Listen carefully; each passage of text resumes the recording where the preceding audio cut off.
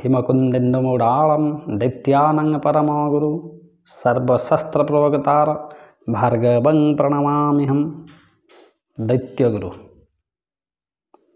वयस्कारक ग्रह बा सुख समृद्ध ग्रह शुक्र ग्रह विषय आम जाना।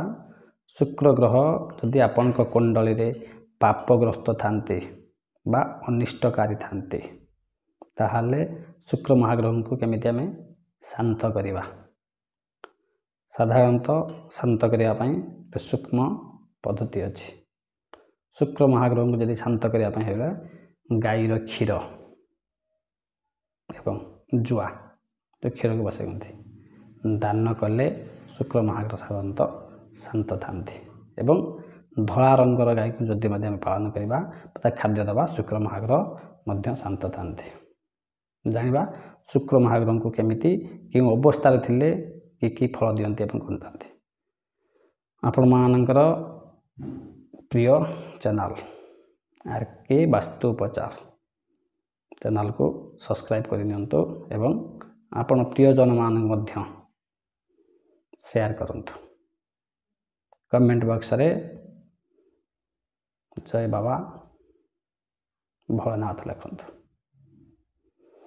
शुक्र जदि लग्न रे अशुभ होई थांती सप्तम किंबा दशम रे कौनसी ग्रह नथिबे तेबे से व्यक्ति 25 वर्ष परे विवाह हुए एवं परे परे दारिद्रता आसी थाए किंबा पत्नी मृत्यु मुखर हो पड़ी थाए। यही स्थिति रे जातक बा से कुंडली धारी से जातकधारी कौन करेंगे खाइबा पूर्व किछि दिन यदि गोमूत्र टिके सेवन करती एवं भोजन कर सारिबा परे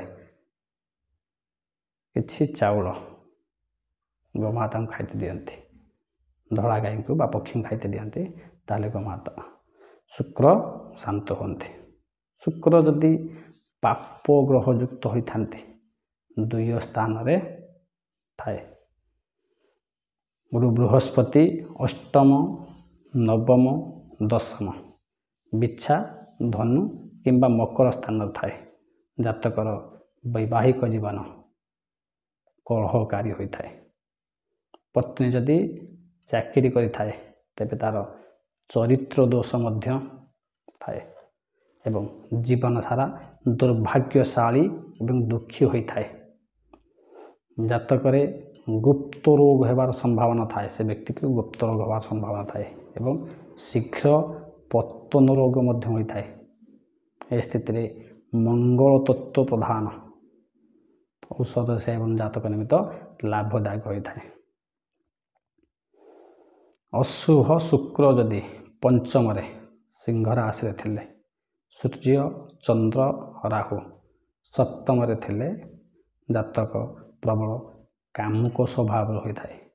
यार संतान माने कहीं यार आदेश मध्य शुणती नहीं कि उपदेश मध्य शुणती नहीं सर्वदा चोरी भय लगी रही है। स्त्री ठारू कौन सहयोग मध्य व्यक्ति पाई न थाए।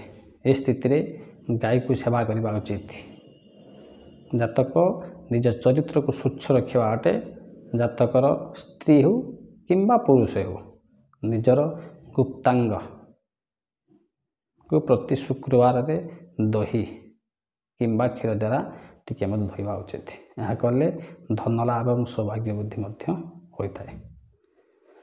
जदि शुक्र महाग्रह अष्टम भाव रे थाई अशुभ फल देउथाए तेबे तंबा पैसा को बही जाउथवा जल रे भसाई देले किंबा दान कले जातक शुक्र महाग्रह शांत होइथांती। नवम स्थान रे शुक्र धनाढ्य उत्पत्ति योग एवं कुशाग्र बुद्धि योग होता है। आर्थिक उपलब्धि सहित एवं निर्मित जातक को रूपारे तैयारी करदबा से व्यक्ति जातक रूपारे तैयारी करदबा बा चारिकोणिया प्लेट रे करा जाए से जातक को चारिकोणिया प्लेट तैयारी करी तंबा न करी रूपारे करिके बा किंबा जेकोन जातकटे भोजपत्र लिखि निम्ब गछ मूल जदि पोती देबा से आश्चर्यजनक मध्य फल पाई थाए। ଏବଂ ଆପଣଙ୍କର ଘରର ଅଗ୍ନିକୋଣରୁ କିଛି ମାଟି ଖୋଳି ତାକୁ ଗୋଟେ ଜାଗାରେ ପୋତି ମାଟି ଗୋଟେ ଜାଗାରେ ରଖି ତାକୁ ପୋତି ଦେବା ଏବଂ ତାହା ଆପଣଙ୍କ କାନ୍ଥ ପାଖରେ ମଧ୍ୟ ପୋତି ଦେଲେ ଏହା ମଧ୍ୟ ଶୁକ୍ର ଫଳଦାୟୀ ମଧ୍ୟ ହୋଇଥାନ୍ତି। ଯଦି ନବମ ସ୍ଥାନରେ ଶୁକ୍ର ପାପ ଗ୍ରହ ମଧ୍ୟରେ ଅଛନ୍ତି, ବୁଧ କିମ୍ବା କେତୁଯୁକ୍ତ ଥାନ୍ତି, ତେବେ ପିଲାର ବହୁତ କଷ୍ଟ ଅନୁଭବ କରିଥାଏ।